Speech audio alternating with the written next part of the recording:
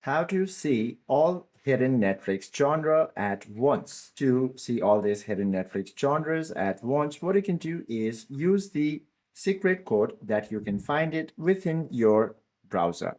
All you have to do is access this browser first of all, tap on this search bar, then type in Netflix secret codes. From here, you should be able to find a lot of options and specific genres.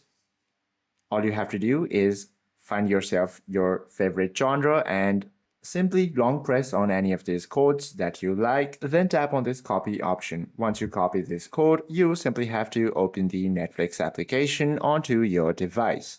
Once you open it, all you have to do is simply tap on this search icon from the bottom navigation bar, then paste your codes that you had recently copied.